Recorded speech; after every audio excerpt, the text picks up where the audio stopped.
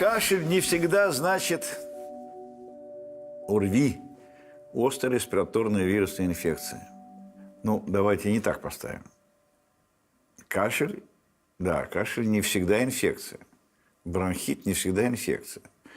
Да, наиболее частая причина инфекционного бронхита – это вирусы. Именно поэтому при бронхите мы не даем антибиотики. Сразу, во всяком случае. Именно поэтому мы ждем до 2 недель, потому что именно вирусный кашель может быть довольно долго. Но мы должны разделять кашель на острый и хронический. Хронический – это больше 3 месяцев, острый – меньше 3 месяцев. Ну, там, подострый, острый, или острый-подострый. Если у вас острый кашель – это одна ситуация. Вы покашляли неделю-другую, ОРЗ – понятно. Если не проходит, и он длится довольно долго, мы говорим о хроническом кашле, и вот здесь, конечно, именно причина вирус, бактерии и так далее практически уже невероятна. Прошло, мы же знаем, насморк лечишь, проходит через 7 дней, не лечишь через неделю. С вирусным бронхитом или инфекционным кашлем то же самое. Он либо проходит, либо он усиливается, начинается с температуры, воспаление легких, тут не дай бог и так далее. То есть тут более-менее понятно. Человек закашлял, что это? Ну, либо одно, либо другое. Не такой большой вариант. Вопрос, когда не проходит. Хе-хе-хе-хе-хе-хе-хе-хе. Насчет хронического кашля я, по-моему, начинал свою карьеру на телевидении именно вот этими сказаниями о хроническом кашле. И, кстати, не безуспешно. Я вот смотрю по переписке своей, да, соцсетям, люди задают вопрос.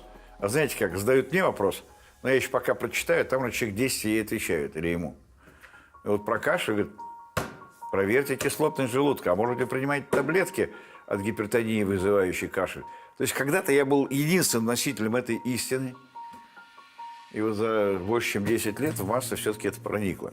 Почему говорю единственное? Потому что тогда не было ни в журналах, ни в газетах, ни в медицинских журналах, нигде этого не было.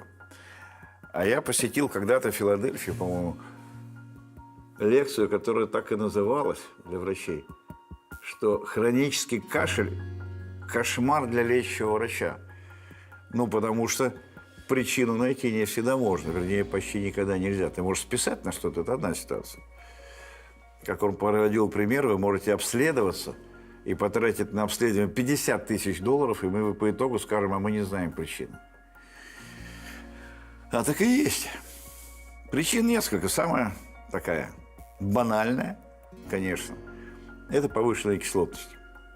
Кислое содержимое желудка выбрасывается рефлюкс в пищевод, а кашлевые рецепторы есть везде. В пищеводе, в перикарде, в ушах, в грудной клетке. Забрасывается, раздражает кашлевые рецепторы, вы кашляете. А может еще и выше, тогда он вызывает и неинфекционную ангину, и боль в горле, сухость во рту и так далее. Так что это классически. Если у вас долгий хронический кашель, особенно возникающий лежа, особенно возникающий ночью, особенно оставляющий кислое ощущение во рту, вам надо принимать препараты типа омепразола и заниматься этим. Это симптом рефлюкса, а не болезни легких. Второе, это, конечно, все ваши гаймориты. Мы называем их синуситы, потому что синусы есть везде, а гайморы только вот эти 2 пазухи. И вот это хронический, как правило, аллергический процесс, хронический гайморит, это, как правило, воспалительно-аллергический процесс, не бактериальная инфекция.